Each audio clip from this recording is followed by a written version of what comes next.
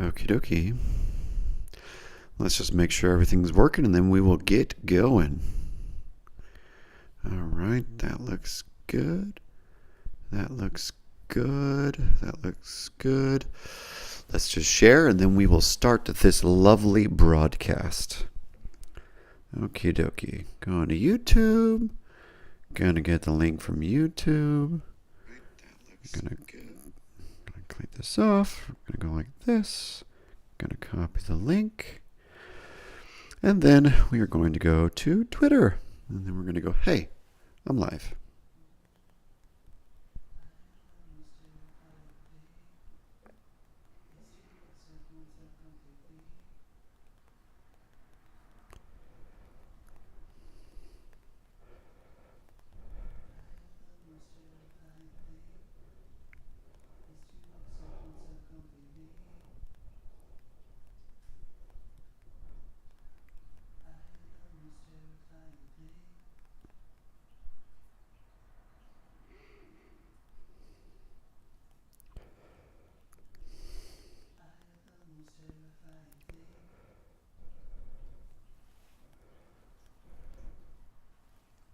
Okay, I think we are posted, which I think means it is time to commence with the usual Saturday UnShrink Me festivities. Thank you all for joining me here and for coming to participate if you're here. Hello, I am not technically Dr. Patrick Lockwood. I'm just Patrick for the purposes of this. This is UnShrink Me. This is the weekly broadcast of UnShrink Me.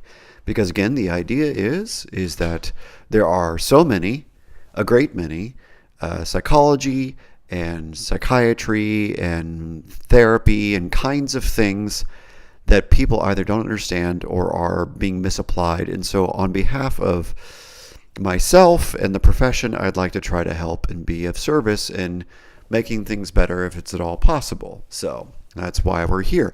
These are just my opinions as a person, as Patrick Lockwood, not even as Dr. Patrick Lockwood. I'm not here on behalf of my school, any of the businesses I'm affiliated with. These are just my crazy opinions. So please, don't sue me, don't sue them. This is just my opinions. I hope something I say today is helpful, encouraging, or appropriately critical in the direction of maybe people can make more informed choices about their mental health and the ways they choose to pursue therapy and other services that can help them with their mental health. So that's the spirit of UnShrink Me. Thank you for joining me. As always, we are not formally sponsored by Celsius, but I am so grateful for Celsius. It's fairly cheap. And it's good energy, and it's fun. If you're here and you're watching, please like and share and subscribe so more people can come chat and mess around. If you are new, please say hello. I'd love to chat. And if you're not new, also please say hello. I love for any kind of banter possible. Okie dokie. So the normal format is we look at the world of Twitter or X, however you want to describe it, and we look at all the posts related to mental health that I think are important for us to explore that maybe will help you in your decisions around your mind, your body, and mental health. Okay.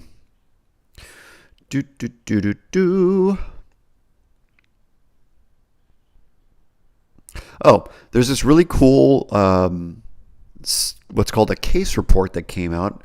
There's a tweet that a number of people are responding to. There's a number of people that have reposted it. I'm going to repost it real quick by Nicholas Fabiano. He's a psychiatrist, I believe. His handle is at NTFABIANO. Nick, Dr. F, posted a case report.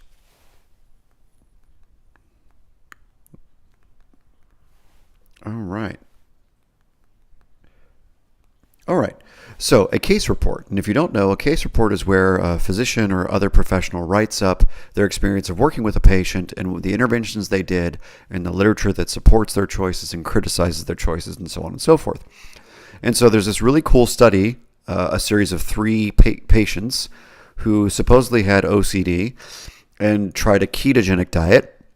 and supposedly went into full remission from their OCD symptoms. Now, there's this important caveat that I think everybody should know, which is, generally speaking, obsessive compulsive disorder is not one of those disorders, diseases, however you want to describe it, that just like magically goes away if you just do really good exposure therapy or something. So it is kind of an astounding headline at minimum, the idea that you can like get it into remission by just changing your diet. Now, there are very like notable people who talk about the influence of our diet, metabolism, mitochondria, all these things on your mental health, right? Because the basic assumption is not complicated. Your brain is just yet another organ, and it's fed by the amount of oxygen we have in our system and all the food and things we consume. And so, in theory, if you're consuming a bunch of garbage, your brain's probably going to function like garbage. Not weird. Now, there's a specific group of people, like Chris Palmer, for instance. Chris Palmer is a psychiatrist out of Harvard, I believe, who is interested in the ketogenic diet and what it will do for various types of mental illnesses. And he's got this hypothesis about mitochondria and all this. And that a lot of the reason why the brain's not as resilient in people with diagnosed mental illnesses is because there's mitochondrial dysfunction. They're not metabolizing and creating and managing energy very well at the level of the cell in the brain. And so whether or not that's like a universal hypothesis, I don't think he quite literally says that, but it's an interesting idea. And so this case report that just came out on these 3 patients with OCD seems to agree that these symptoms were greatly abated by people engaging in what we call a ketogenic diet, where you do not eat carbohydrates and sugars, you only eat fats and proteins, basically speaking. And so will that be like a catch-all? Can we cure all mental illness with keto? No, that doesn't make any sense. Because it's not that simple, because the body and the brain and the mind are not that simple of creatures. So we should never just kind of have like a one-size-fits-all kind of approach to this stuff, right? Here's what I will say, though, that's really important. If you believe that you can purely fix your mental health with therapy, you're wrong. If you believe you can improve your mental health alone with diet, you're wrong. If you believe you can improve your mental health alone with psych meds, you're wrong. And the reason's just, we're complicated. Like, humans are complicated, dynamic, living creatures, so which means we're always changing in response to our environment and the stressors and the inputs of our life. So there's all these layers to being a person. There's your personality, there's your culture, there's your intelligence and your interests, and then there's your relative mental health, just like your relative medical health. And it's relative because it's not the same every day, right? Some days your immune system's working better, some days it's working less good. Some days you get better sleep, some days you get worse sleep. And so what I will say is, if you expect to keto your way to mental health, I don't think that's a great idea, because it's not that simple, right? I think that if you try that intervention and it is helpful, great. Do what's working, right? In the solution-focused therapy worldview, if it's working, do it more and keep doing it. So I'm all about it. What I'm not about is a simple, one-size-fits-all, quick-fix solution. Mental health is complicated. Mental health is not just the absence of stress or some shit like that. Mental health is complicated in the sense of everyone has different set points for distress tolerance. Everyone has different set points for boredom and interest and curiosity.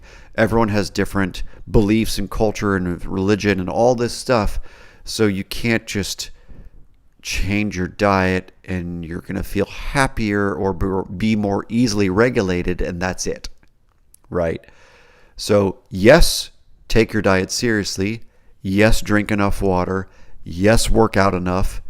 Yes, get enough sleep. Yes, improve your communication and your relationships. Yes, choose work if you can, if you have the luxury of choosing it, that's good for you, that's meaningful to you, if you can. Do as many of these things as you possibly can.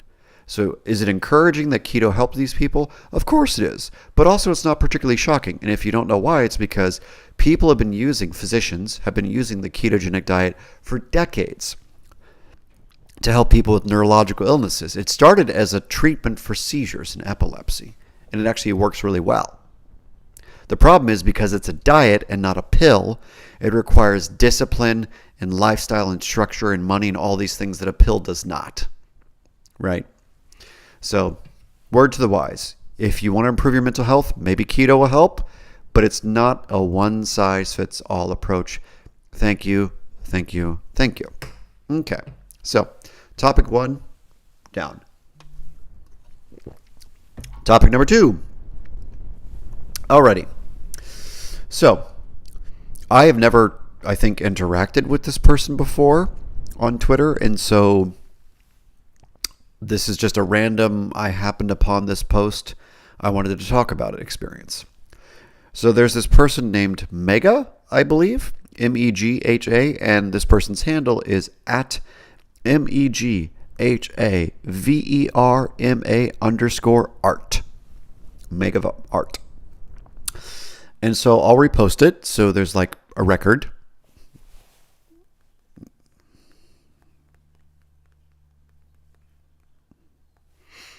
Okie dokie.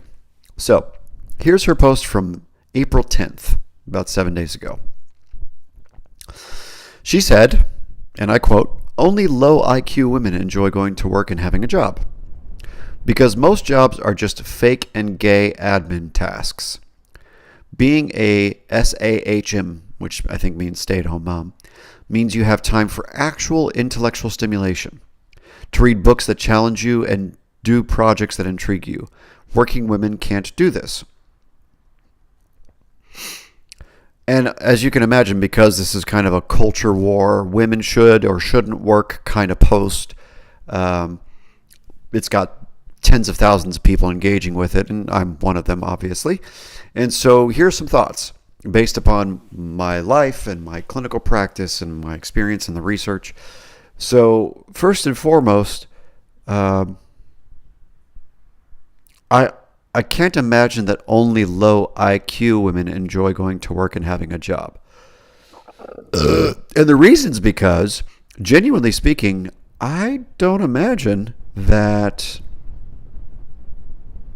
IQ is the variable that predicts whether or not you enjoy having a job. I just think she's trying to be demeaning about working women for the sake of getting a rise out of people.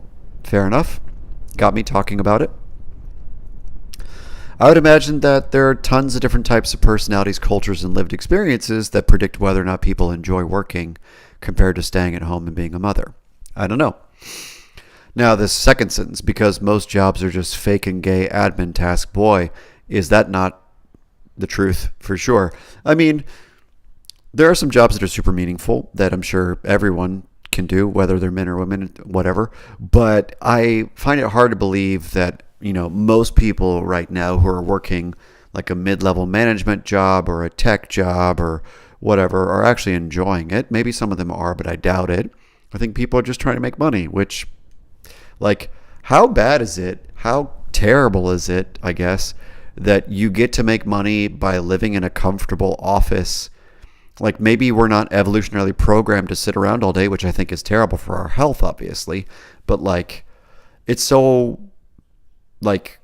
a privilege, to use a culture war word, to, like, be able to sit here and do this stuff. Like, this is not slave labor. There are literally people in the Congo mining for cobalt, making like less than a couple bucks a day to make these computer chip batteries and all this shit. So, like, there's literal slave labor that's happening today in China, in the Congo, in Africa, in many parts of the world. And so, like, I count myself as extremely lucky to sit in an office as a shrink and make money, or sit in a classroom or stand and walk around in a classroom as a professor and make money. Like, I'm kind of unendingly grateful that my life is, relatively speaking, despite all my student loans and stress like that, like, I'm kind of a lucky person because I could be like a slave somewhere, easily. We all could. And so I don't think that these fake and gay jobs, fake and gay admin tasks, which is her quote, are like the catastrophe that she thinks they are. In fact, one thing I've never really understood about all these, like, especially the conservative or anti-woke culture warriors, I get maybe that we should praise motherhood more because maybe people have a negative picture of motherhood. I'm all about that because I think it's fucking awesome when you're willing to, like, have a kid and contribute to society and make another living being and raise them. What an amazing thing you're doing. So let's praise mothers more. And that's awesome. But like, if women want to work, or in many people's cases across the world, they have to work, like, I don't get that. I don't get why you're criticizing them, especially when they get to do it in a relatively privileged way, a relatively comfortable way. Like, that's awesome that, like, you can probably work 30 to 40 hours a week and go home and still maybe be a mom. You know, now some people can't. Some people work such insane hours or have such stressful tasks that they can't actually do both.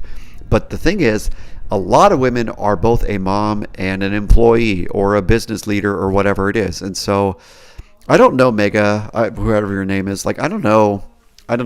Like, yeah, they're fake and gay, but also, like, what a privilege that we get to do this fake and gay shit to make a bunch of money in some cases. So, I don't know. What would I know?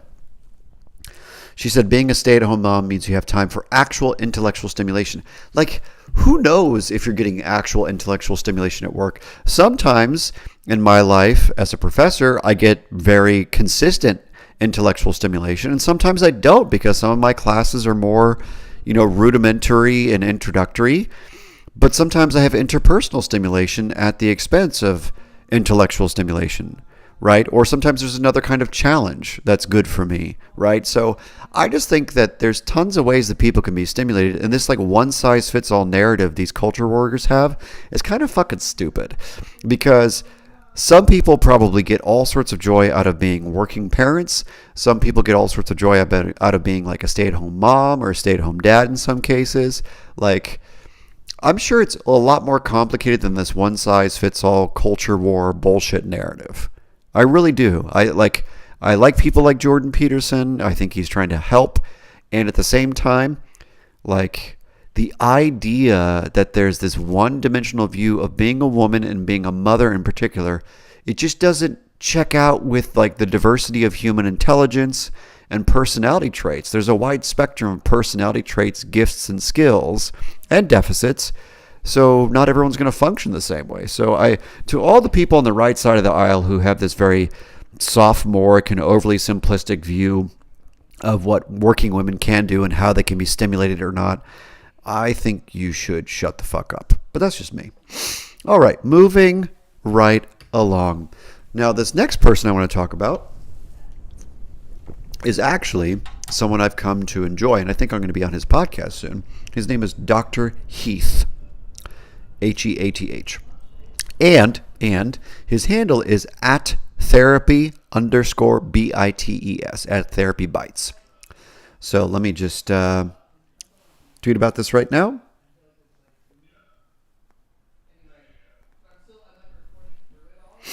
All right, Dr. Heath. He is responding to my post from basically 6 days ago.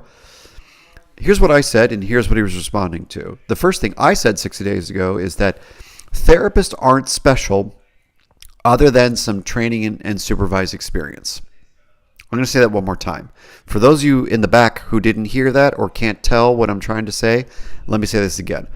Therapists aren't, AREN''T. Therapists aren't special other than some training and supervised experience. Empathy is 99% fantasy/projection on the clinician's part. So when a clinician is empathizing, they are fantasizing. So ChatGPT is equally well suited to do that, which fits with a couple of other posts that I'll talk about in today's broadcast. So I'm saying my argument very clearly, then I'll tell you what Dr. Heath said, is that therapists aren't special or magical.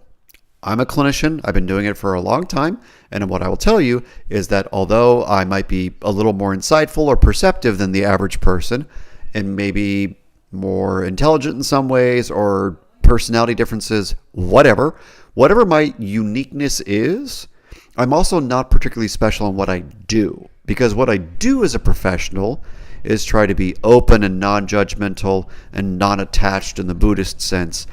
And I try to listen with minimal bias and acknowledge what is me, my shit, my countertransference, so on and so forth, and then provide feedback to help develop insight or encourage the use of skills or leverage the relationship in like motivational interviewing to help people become more motivated to do the things they already know are good for their health, right?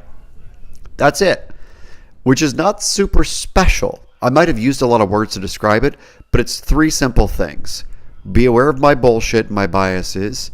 Speak in a way that is compassionate and understanding and clear and goal-directed, and be in alignment with their goals and their needs and not interact with them in a way that gets in the way of their goals and their needs.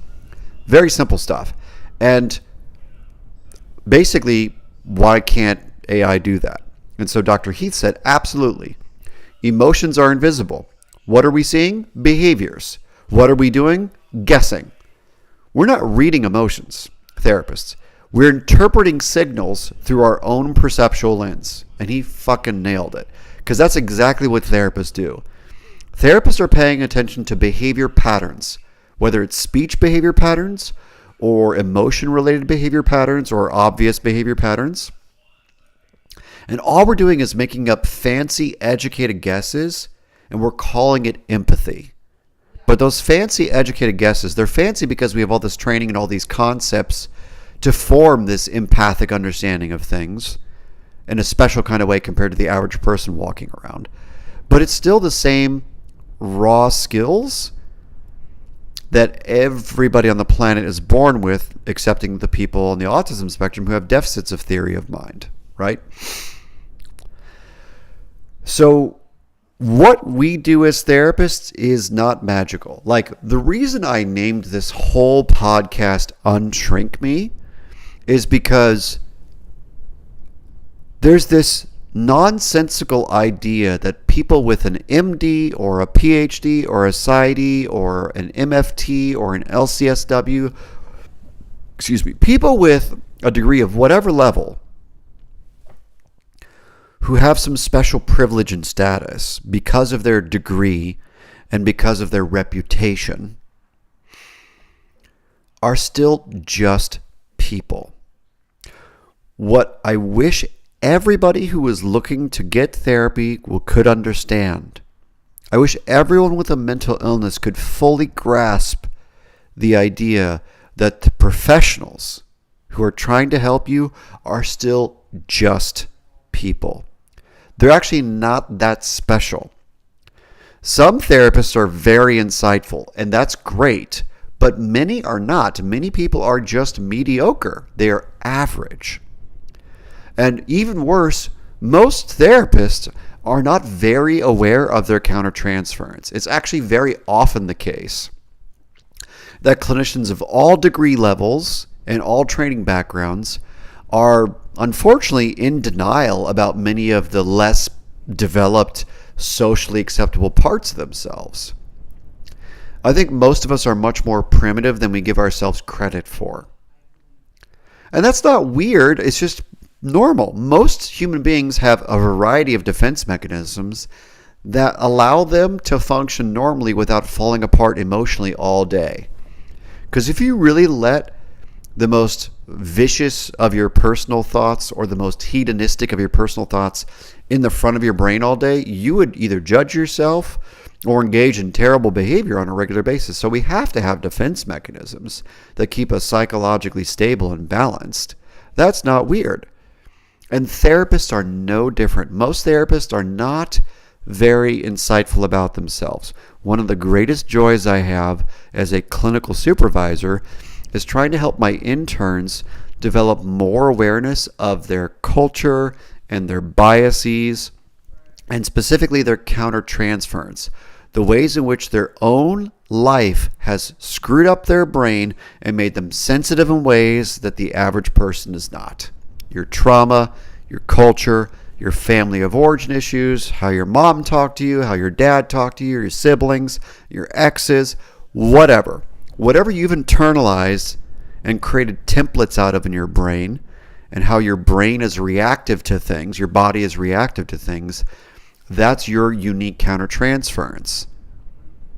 And helping my clinicians my future licensed clinicians see that, helping my grad students at the university I teach see that, and get better at noticing when they're having a particular reaction and taking ownership of it is super gratifying for me, because I know they're going to go out there and help people better. They're going to go out there and have better relationships with their patients. They're going to be more unbiased. They're going to be more objective. They're going to be more human with their patients. They're going to not judge as much, and so on and so forth. And I love that. But the problem is most therapists, especially licensed therapists, psychiatrists, psychologists, LMFTs, LPCCs, whatever, are fucking full of themselves.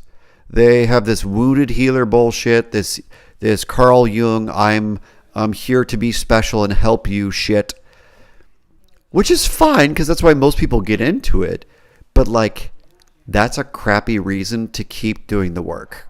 That's a valid reason to maybe get into it, but that's a crappy reason to stick around because it's just kind of narcissism. And I don't respect that. I just don't. And so I don't have respect for a lot of my colleagues because many of them don't actually fully understand their motivations. And I wouldn't expect them to because it's just part of being average. I'm not saying I'm better. I'm a little more aware than the average person, despite all the things that I'm saying. And people are welcome to pick me apart. My handle is @DrLockwood. Come at me. I'm all about it. And what I will tell you is that I'll tell you the truth. You may not like it. I'll tell you the truth about who I am and who I think I am, and you can tell me if I have a blind spot about something. But the truth of the matter is most people aren't open to that kind of feedback, but I am. That's one thing that makes me different.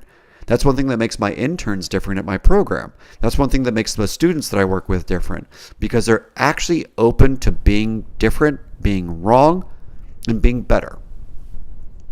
And that is what you deserve from the people that are trying to help you. And that's why I don't think AI is such a big deal. Like another post that I'm going to talk about here, just to skip ahead, is from one of the people I really like on Twitter. His name is Jonathan Shedler. Put a post about it right now since we're doing it. Okay. So Jonathan said this.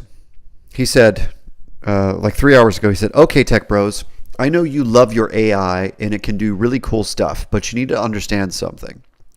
You don't know shit about psychotherapy. You're not trained in it. You have probably never encountered a psychotherapist with legit expertise in your life." Probably true. "I can already hear some of your responses. We don't have to be experts. That's the beauty of AI and LLMs, large language models. They can model expertise. They are trained on data from therapy sessions and learn the thinking and responses of experts. That's what we model. That's what AI therapists model.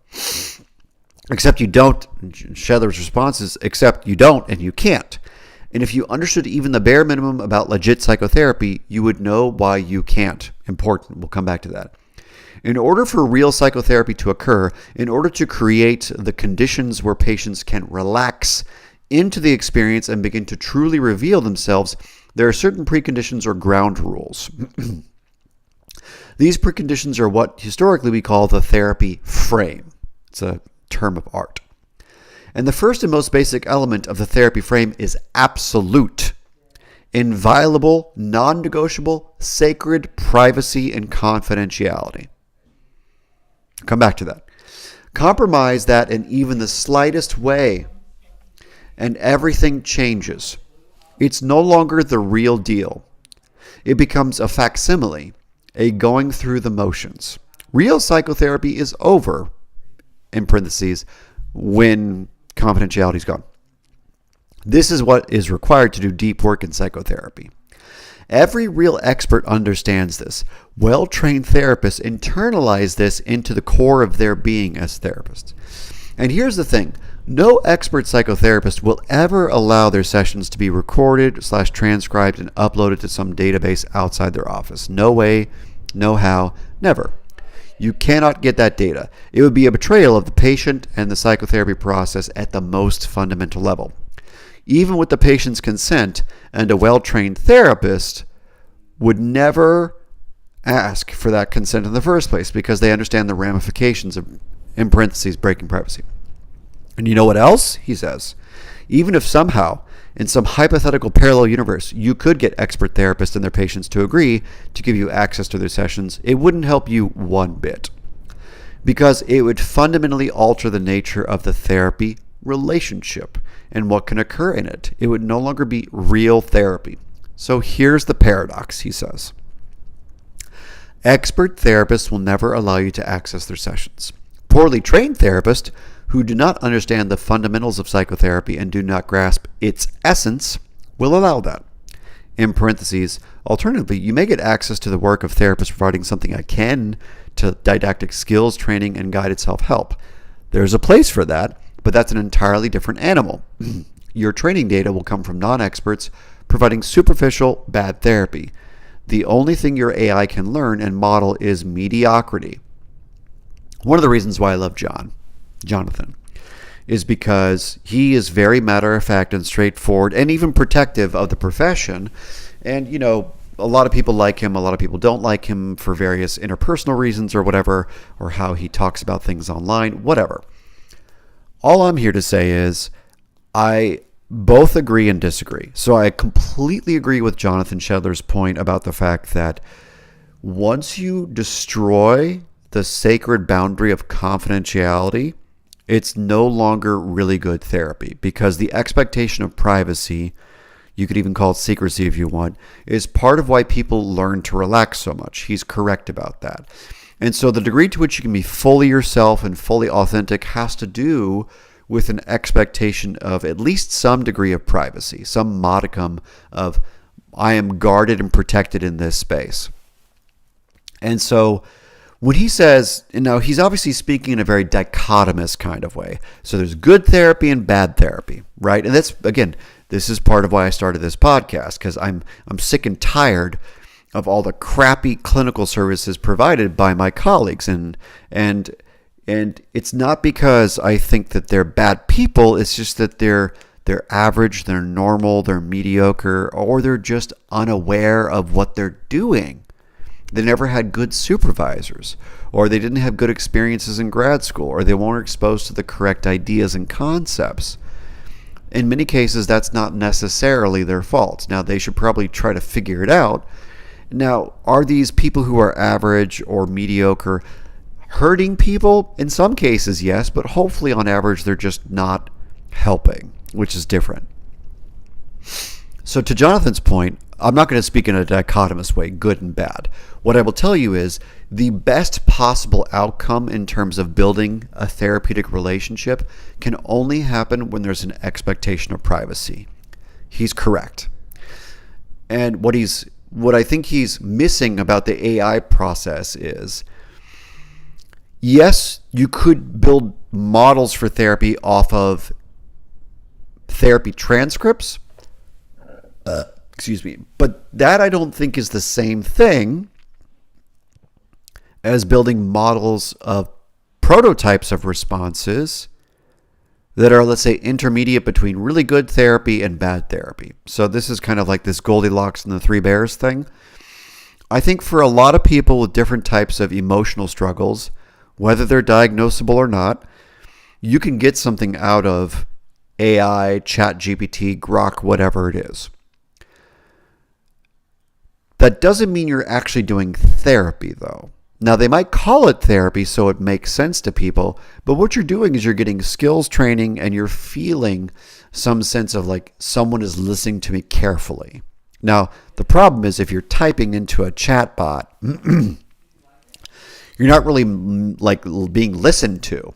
So one of the big problems, in my opinion, which Jonathan didn't talk about, but I think would be awesome for him to talk about at some point, is if you're only typing or texting into a chatbot, you're missing the profoundly human experience of hearing somebody and seeing somebody and smelling somebody and the temperature in the room and all these things. You're missing the subjective experience of relating. You're not really relating. Now, it's not to say you can't have what's called a parasocial relationship with like a chatbot therapist, but that parasocial relationship doesn't have the same emotional quality as a real live person who is giving you eye contact and trying to match tone of voice or give a tone of voice that means something in relation to how you're presenting. So I'm all about the idea that AI can help people. I was actually just chatting with a colleague who's part of a really cool AI research project that might even help people with suicidal ideation, which is an entirely different ball of wax we can talk about. But here's the problem. That's good shit. Here's the problem. Although AI could help with symptom management and psychoeducation, other didactic things which Shedler talked about, I find myself very skeptical that you're going to have the kind of relationship that people find helpful, right? This is a well-established fact at this point, which is the number one predictor of therapy outcomes still appears to be the quality of the therapeutic relationship.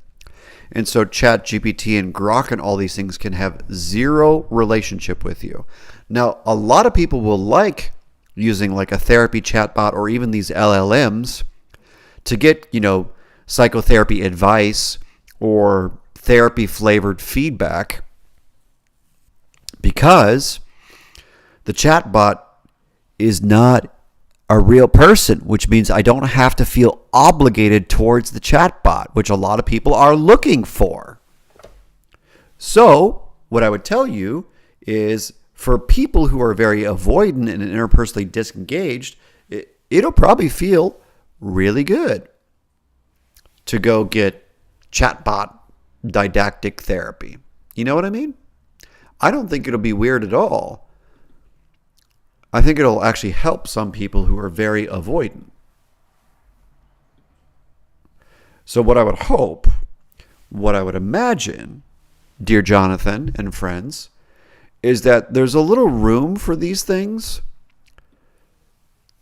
to help. Because my belief system is not AI bad.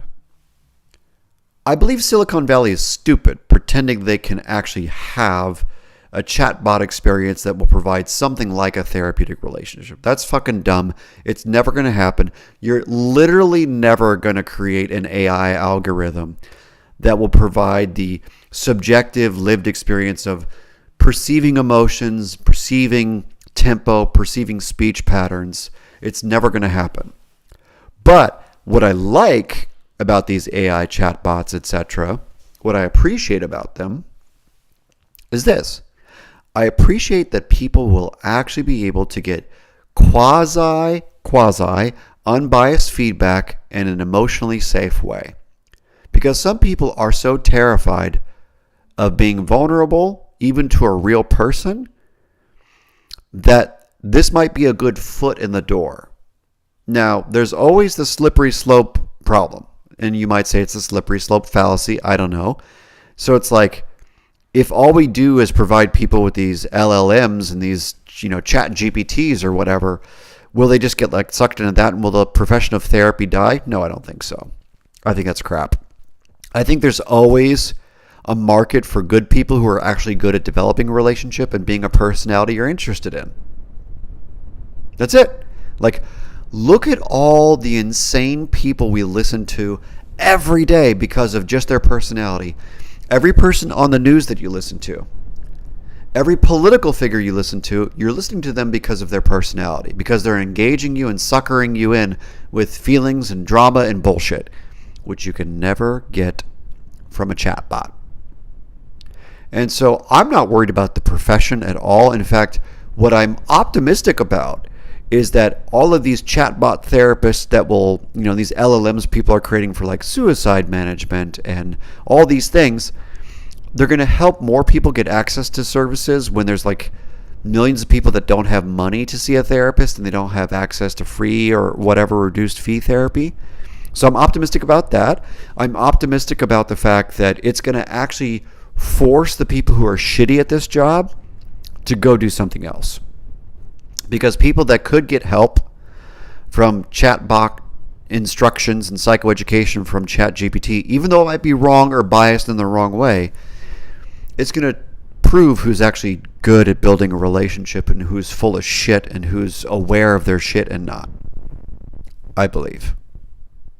So, Jonathan, I'm actually optimistic about ChatGPT. I really am. I don't like it in the sense that I think it's a great thing, but what I'm optimistic about is it will help the evolution of psychotherapy along. It will force the profession to reckon with the fact that there are so many holes in the profession. There's so many bad training ideas and models that don't meet the human need that people have in therapy. We have a comment, so let's go to the comment about this. Jonathan Cogburn, he said, the last 2 years, work has sent me to the Texas Computer Education Association conference. After those trips, my biggest concern is that the tech companies want our kids using LLMs now. Now, what do you mean by kids using LLMs? Do you mean like using them for school or using them for therapy, for mental health? Because I could probably make some arguments either way, but what exactly are you getting at, Jonathan? Because I kind of superficially understand what you're saying. Like, just to add a point to that while you're responding, if you're going to respond, it's my understanding there's an article that was retweeted a couple of times this last week. I retweeted it once. Millions of people are currently using LLMs for like therapy advice, if I'm not mistaken. And so it's kind of the case that they're already here and they're already being used. I know my grad students use LLMs for fine-tuning their papers and stuff like that. He's saying correct, in classrooms for assignments. Well, I talked about this a little bit in my discussion last week, Jonathan. I think using LLMs to create your assignments is terrible. I think it's a terrible idea. As the professor in me is disgusted at the idea that you're going to write your paper using ChatGPT. And the reason is because there's this critical thinking skill. I've said this in my classes, actually, at my university. Please, it's your education. You're here to learn critical thinking. You're here to sharpen your critical thinking to help your patients better. So if you cheat, if you use ChatGPT to write your papers and to do your assignments, then you're actually hurting your critical thinking skills. The whole point of being in school is to learn how to think and think better, think in a more adaptive, reflexive, responsive, expansive way. And being lazy and using ChatGPT is terrible. I think it's a horrible idea. I think if there were rules around, all these LLMs, like you're not allowed to use it to write the assignment if it's like a paper, but you're allowed to use it to fact check you, which, is even touchy at that point too, But if you were to use it in a strategic way, great. Like in my faculty meetings right now, people are very clear that it's here and it's here to stay. And so we can't fight it. We shouldn't say, no, never, you can't. Because how are you going to monitor that? Are you going to have them install software on their computers to kick off the whatever? No, you can't do that. Here's what you should do though. And this is, I think, my faculty meetings. This is what we're thinking. How can we have the healthiest possible relationship with these technologies? And so are these LLMs good for like fact checking or editing or for maybe helping you find ideas you didn't understand or know about? Maybe that's useful. Maybe. Because what's the substantial difference between asking questions in Google versus asking questions in an LLM? People have been asking questions in Google as part of their school career for years now, decade over at least. So LLMs aren't that different in that regard. But what would I know?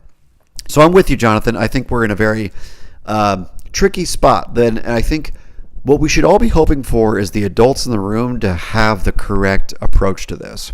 So Jonathan also said, they literally said in one breath, this is as bigger in advance than the Industrial Revolution, which is probably true. Then they'll say, we don't really have concerns about developmental implications. Well, here's what I'll tell you. You'd be a fool to pretend that outsourcing your ability to think entirely is going to have zero consequences for society. It certainly will, especially at the developmental level if you're working with kids in early development. Kids should never outsource Kids, and I'm going to say this again, this is me, Patrick, sue me, whatever. Kids should never outsource the process of thinking. Kids should always be learning how to think in sports, in school, in hobbies, in scouts, or whatever organizations they find themselves in. If you love your kids and you're not a lazy piece of shit as a parent, as a teacher, as whatever, you're going to help them learn how to think. And you're going to help them get stronger and smarter and live within their strengths. Now, that being said, there's a way to use these chat GPT kind of things that will enhance their developing critical thinking skills, which is different than just allowing them to use these things willy-nilly for whatever reason in whatever way. So be a good parent. Be a reasonable adult. Part of being an adult is helping the next generation. I love helping the next generation. I love mentoring people. I love giving back. And I just can't fucking imagine these lazy people, these lazy teachers and professors who are like, nope, nothing we can do about it. It's here to stay. We're screwed. College is dead. School is dead. Like, what a bunch of idiots. That's pathetic. Be an adult, right? And I think there's a lot of adults out there. Like, I'm encouraged because everyone at my university, at least that I know, is an adult. I have the privilege of working with really excellent colleagues who are very reasonable and adults. I know that's not true for a lot of universities, but it's definitely true in my university. And it's not because I'm magically running shit. I'm clearly not, actually. Thank God. For them and for me. But like, let's not pretend that there's a catastrophe looming when we could actually do the right thing and step in and be the adults we need to be about these things. Jonathan said, there are absolutely ethical ways to use it for education. Bullseye. We also have to balance that with leaving, especially younger students, with plentiful, productive struggle. That's a t-shirt, Jonathan. Go make that t-shirt. I'll buy one. Plentiful, productive struggle. Vygotsky called it scaffolding in the zone of proximal development. People need to struggle. People need to struggle in their thinking. People need to struggle through problems. People need to, etc. So what I will tell you and Jonathan Shedler and everyone else is, let's see if we can be the adults in the room about this and not just say, fuck them, they're terrible, screw the AI people. Like, no, let's not do that. Let's figure out how we can use this AI thing to actually force therapy to get better. Right? What I'm looking forward to specifically is these AI mental health models forcing people to get better. Forcing therapists to work harder and get better at their craft. To get better at both the art of therapy and the science of therapy. So Jonathan, I don't share your pessimism. I get why you're pissed at the tech bros, which is perfectly valid, but I don't share the same animosity. I only have animosity for the people who believe they're just going to take over the profession. What is next? Let's go back to back Jonathan Shedler.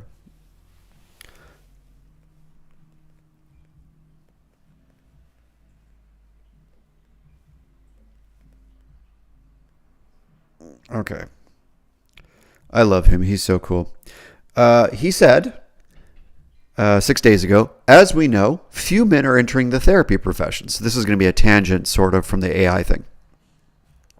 Those in training who have reached out to me universally say they feel unwelcome, treated like interlopers, and treated condescendingly. Hardly an appealing invitation for males considering the therapy professions. So I happen to be friends with a number of males who are psychologists and LMFTs and things like that. And, I'll tell you that, even when I was in grad school, it was already kind of like a very gender unbalanced experience. I don't know that a gender balanced experience is best, I don't have an opinion about that, but I do have an opinion about how men are treated in grad school, since I'm a professor in grad school. It is my experience, both in my own graduate education and in my life as a professor, that there's a gender bias. It's real. It's most likely pervasive across most programs. But here's what I will say. If you are an otherwise intelligent, capable, skilled clinician of whatever degree level, master's, doctorate, psychiatrist, whatever, you will make plenty of money and have plenty of referrals. I do not like the bias that the APA has against men. I do not like the biases that the culture has against men. Men are not in school as much, and they're not in undergrad college or grad school as much for, STEM, or at least medical and mental health. So I don't like that, because I think that people are missing out on having healthy relationships with men. A lot of people, women in particular, who are traumatized by men, which is a real thing, by the way, are missing out on the possibility of having what Franz Alexander called a correct emotional experience with men. And so would I like more men to pursue the field of clinical psychology? Of course, because I'd like for more people of all backgrounds to have healthy, positive relationships with men. That being said, y'all earned this. This is society's fault. Also, maybe it's not as interesting for men. Like, the touchy-feely part of therapy is completely boring to me. But the complicated puzzle of the brain and the mind and the body and the relationships is super fascinating to me. But the relating to people part is not very interesting to me. I'm just not built like that. I'm built to look at the chessboard and see how the pieces are moving. That's my brain in particular. So the reason I've survived in the profession is because I'm pretty good at seeing things, seeing dynamics and games and pathology and whatever. But the actual art of delivering is different. I'm pretty good at working with men in my practice, but that's not the same as really loving doing therapy, which I don't. That's a different story.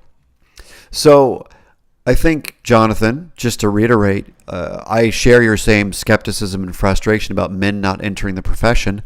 But what's super important, if you are a therapist of any kind, of any gender and sexuality, etc., I hope that if you have the chance to work with male interns, men who are trying to become therapists, that you see the importance of them having a fair shake and, getting the encouragement they need and, the appropriate enculturation into the profession.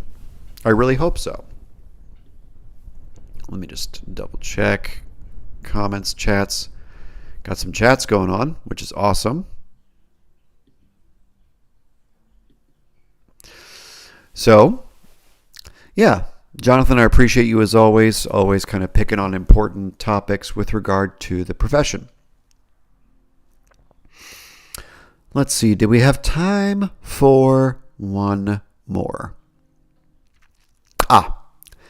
Let's have a little chat about ADHD before I wrap up for today's episode.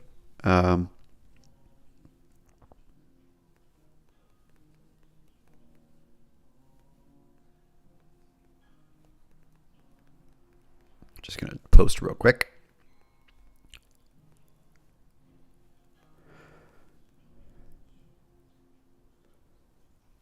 All right.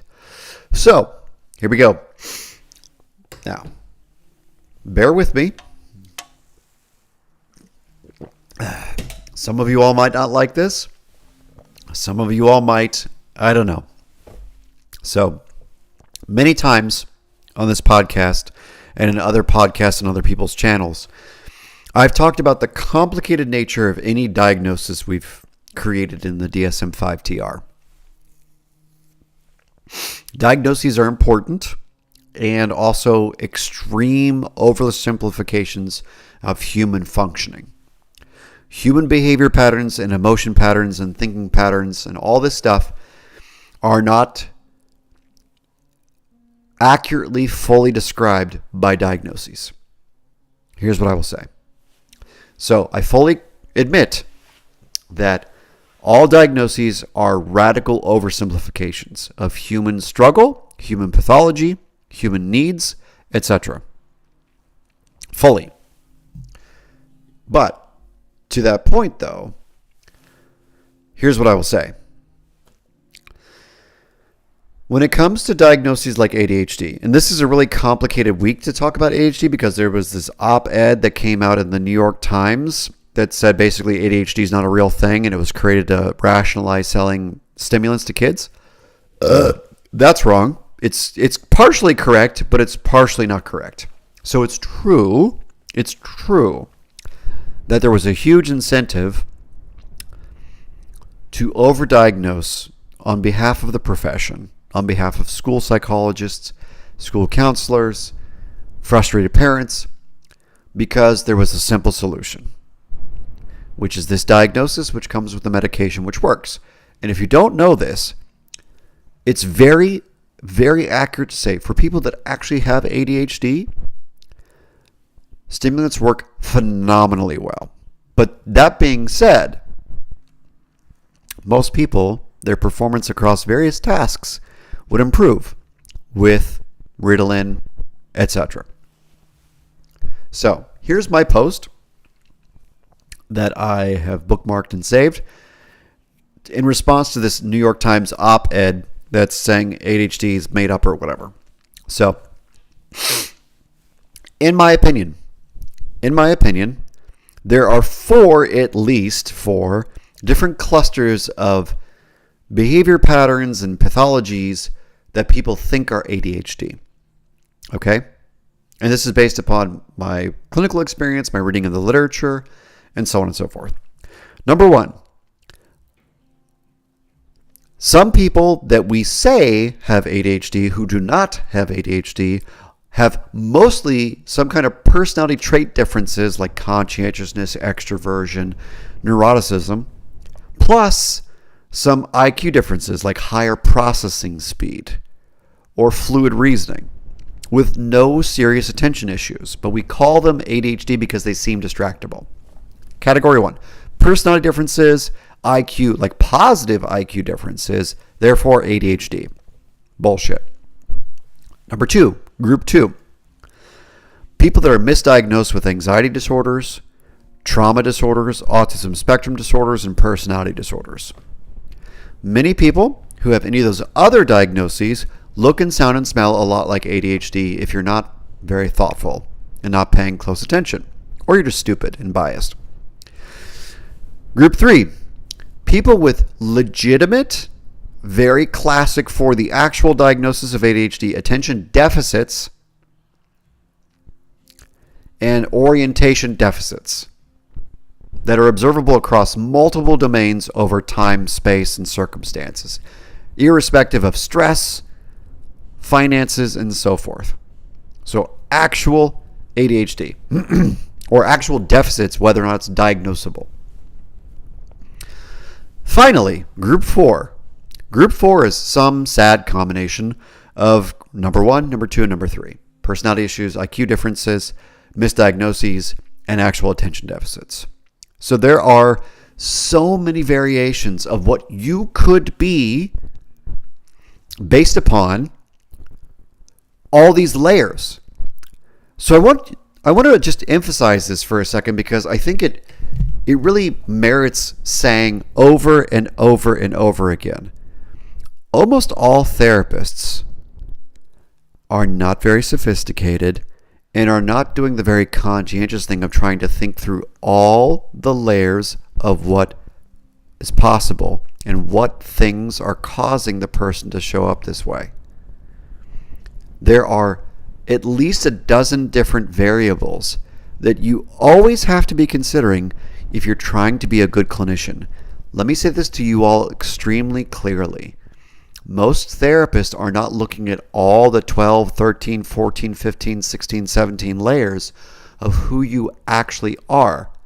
When I'm describing these potential misdiagnoses as ADHD, etc., and all the 4 different things that could be happening when someone's being described as ADHD, that's just a simple rubric. It's actually more complicated than that, but for the purposes of like tweeting publicly and talking about it on this podcast, those 4 categories of people are not the only categories that exist. There's so many combinations that can come from those 4 categories. And so what I will tell you all is this. These boxes, these diagnostic labels are useful for professionals if they're assigned accurately. But the problem is there's not a lot of accurate diagnosis or assessment happening. In fact, there's not real assessment happening ever, basically. So what you really should want is you should want people who are willing to be thoughtful and think through all the layers of who you actually are and how you actually got here. Because you are complicated. Again, the reason I created this podcast is to make fun of the profession and the stupidity of the people who don't actually know what they're doing. Maybe they're well-meaning people, but they're idiots. And there's a lot of that in this profession. And it's not good because at best, they're just not hurting and helping people, which is totally different than actually helping people. Some clinicians help people. Some clinicians merely don't hurt people. And other clinicians actually hurt people. There's 3 types of clinicians out there. And most people fall into category 2. Unfortunately, some are in category 3. And so in order to help the public better think through various types of therapy, psychology, mental health things, that's why I created UnShrink Me. So please like, share, and subscribe so more people can have access to critical thinking that's badly missing in the field of mental health. Unfortunately, it's missing in mental health training in many graduate programs. I'm very grateful for the program I get to teach at because my faculty are awesome. Just amazing people who are very thoughtful and look at all the layers of a person. So, please, help me spread the word about UnShrink Me. Let's get this to more and more people so more and more people can hear me walk through the complicated layers of being a person. No one's doing this anymore that I can tell. I'm kind of the only one doing this that I'm aware of, and if there are more people, point me to them. I would love to talk to them. Publicly, even. So, thank you for coming out today. This is episode 14 of UnShrink Me. As always, like, share, and subscribe. As always, what do? I end every episode with a horrific dad joke. And so here we go. Once upon a time, I was treating a physicist. Very smart guy. But he was paranoid. Almost on the edge of schizophrenia, but he was extremely paranoid. And I was sitting in this first session with him trying to assess what's happening. And all the suspiciousness and irritability and jitteriness and whatever it was. And he was like longtime physicist, well-established professor at a fancy school. And I kept asking good differential diagnosis questions and things like that, but I was still stumped. And so we got near the end of the hour and I was just trying to probe and figure out what's going on. And eventually, I just kind of had to come right out and say, look, I find myself a little lost here. Why are you struggling? What is all this distrust coming from? I can't really wrap my head around it. And he looked at me and he said, well, I just, because of all of my years of using electron microscopes and all these things and trying to find my way to understand the basic particles of the universe, I don't trust atoms. I said, atoms, the particles, the building blocks of life, atoms. He said, yeah, I don't trust atoms. And I was just befuddled. Why? I said, why don't you trust atoms? And he said, well, because they make up everything. Have a good day.